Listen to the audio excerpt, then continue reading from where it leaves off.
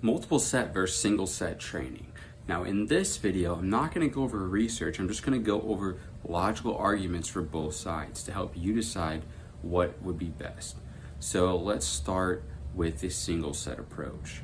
So when you train with a single set, what you are doing is you are following muscle physiology by recruiting muscle fibers. As the set goes on, your body will start recruiting the heavier fast twitch type 2 motor units in order to continue to perform repetitions with the given load until you can no longer do so. And then upon which you have reached failure, muscle failure, and you can no longer perform a rep. And then from there, you lower the weight down. So really with that approach, you have recruited and stimulated all available motor units in one set, and that muscle is done. So doing it again would not stimulate more growth. It would not turn on the growth mechanism over and over again. It would just cause more use of your joints and then just more sets and mechanical work to recover from. Now let's go to the multiple set approach. So what goes on when you do multiple sets? So usually the person who does multiple sets will purposefully not train to failure. The reason they do that is because they have more sets to do.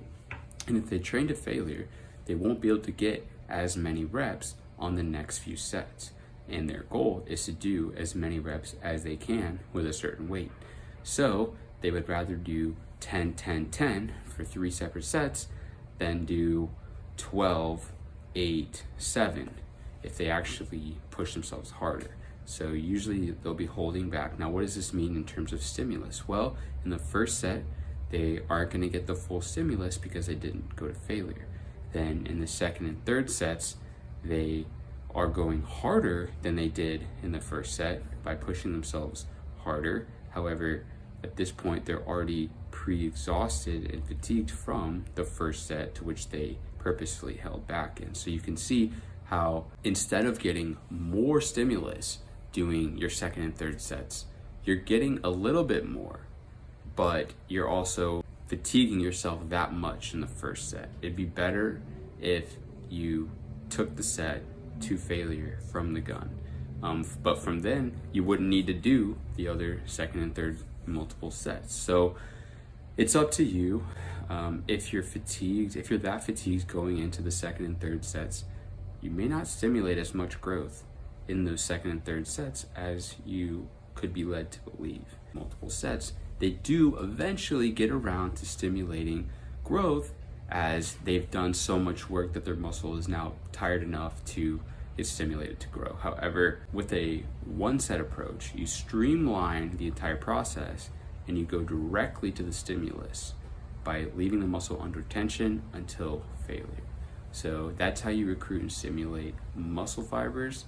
Doing multiple sets does not mean you're going to get more stimulus. You only could accumulate a little bit more stimulus, but at what cost, right? At what cost of mechanical work that you have to recover from?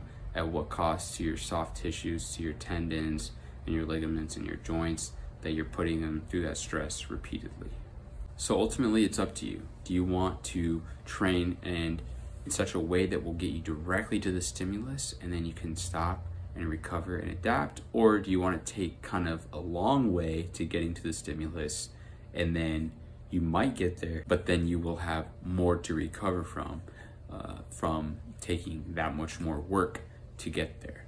So one approach gets you there directly, and another approach is kind of indirectly going to rack up enough stimulus. The one set approach, you might work out for 15 minutes, 20 minutes, 30 minutes, probably not more than 40 minutes unless you're in a commercial gym where the machines are taken. But the multiple set approach, you're going to be training for an hour or more. And you know, the same people that do that usually aren't the same people that take multiple days off in between. So they usually will right back at it the next day. So basically every day you're showing up already tired, your nervous system's tired. Whether your muscles feel tired or not is a different story, but your entire nervous system has fatigue built up in it.